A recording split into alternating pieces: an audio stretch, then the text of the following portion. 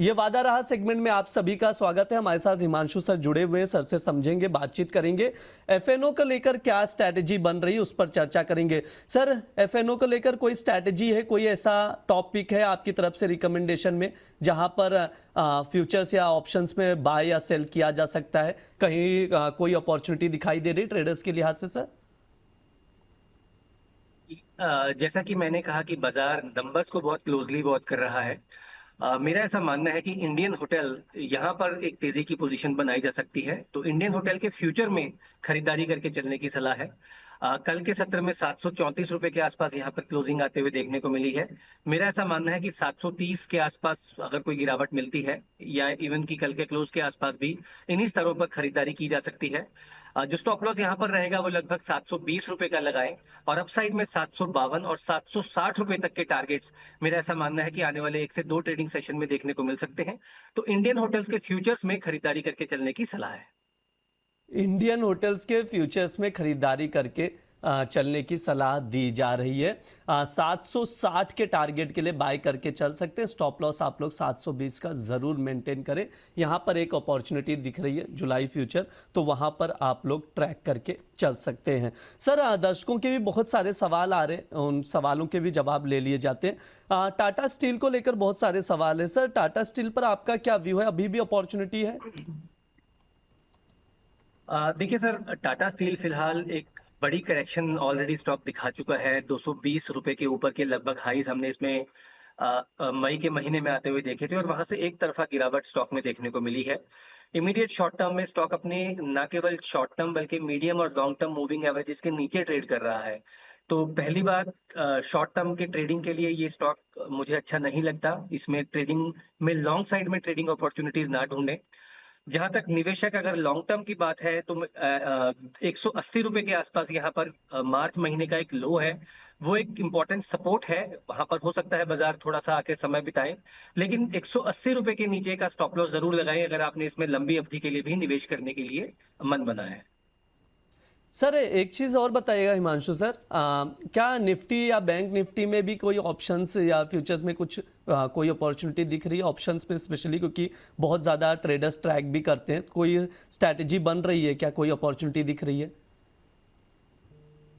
Sir देखिए, फिलहाल की अगर मैं बाजार का ट्रेंड देखता हूं तो यहाँ पर सेल ऑन राइज की ही स्ट्रेटजी बनते हुए नजर आ रही है। तो अगर किसी को निफ्टी में ट्रेड करना ही है तो मेरा ऐसा मानना रहेगा कि यहाँ पर 24,100 की पुट ऑप्शन में खरीदारी की जा सकती है। कल यहाँ पर 134 135 रुपए के आसपास क्लोजिंग आते हुए देखने को मिली है। तो इसमें 120 रुपए के आसपास कोई ड्यूरिंग द डे अपॉर्चुनिटी मिलती है। 24,100 की पुट की मैं बात कर रहा हूं, 120 के आसपास खरीदारी की जा सकती है 80 रुपए के स्टॉप लॉस के साथ। 220 और 250 रुपए तक के लक्ष्य यहाँ पर निफ्टी में 24,100 के स्ट्राइक की पुट ऑप्शन में देखने को मिल सकते हैं। ठीक है, ये सर का व्यू है निफ्टी को लेकर। जो सर लेवल्स बता रहे तो उसके अकॉर्डिंग आप लोग देख सकते हैं, वहां पर एक अपॉर्चुनिटी नजर आ रही है। सर, केईएस को लेकर, केईएस इंटरनेशनल को लेकर एक सवाल है। मैं रवि गुप्ता जी हैं, उनका सवाल आ रहा है। कह रहे हैं कि 745 की बाइंग है सर, 175 शेयर है। अभी अगर मैं देखा जाए तो 498 के करीब भाव पहुंच चुका है, काफी लॉस में है सर, क्या किया जाए? सर आप मेरे को इसका टिकर अगर बता पाए तो। जी जी, केईसी, केईसी इंटरनेशनल। ओके जी। यस 798 के आसपास आपने बताया सर इनकी खरीदारी का भाव है। सर, 745 की बाइंग है सर, 498 अभी प्राइस चल रहा है। देखिए, बहुत बुरी तरह से मेरा मानना है कि इसमें ट्रैप हो चुके हैं जो हमारे दर्शक हैं। एक स्टॉप लॉस जरूर लगाएं। भले ही लंबी अवधि के लिए भी हम निवेश करते हैं तो लंबी अवधि के निवेश का मतलब ये नहीं कि स्टॉक 30 40 50% टूट जाए। क्योंकि मैं ये जो आपका मंच है, 1 मिनट इसके बारे में भी बात करना चाहूंगा। देखिए, ये नंबर्स गेम है। रिस्क रिवॉर्ड हमारे फेवर में भी काम करता है और अनफेवरेबल भी हो जाता है। एक सिंपल सा लॉजिक है कि अगर आपका कोई स्टॉक 33% गिर जाता है, 33% की गिरावट आती है, तो उसको आपका ब्रेक इवन में आने के लिए 50% बढ़ना पड़ेगा। और सर, हम सभी जानते हैं कि 50% तक की तेजी एक नाइटमेयर है। बहुत कम शेयर्स हैं जो 50% या उस ऐसी तेजी दिखाते हैं, तो मैं हमेशा ये सुझाव देता हूँ हमारे भी निवेशकों को, हमारे भी क्लाइंट्स को, कि भले ही निवेश की भी कोई पोजीशन हो, उसमें भी एक स्टॉप लॉस जरूर लगाएं, उसको भी रेगुलर इंटरवल पे क्वार्टरली बेसिस पर रिव्यू जरूर करें। वापस आता हूँ मैं केसी इंटरनेशनल पे।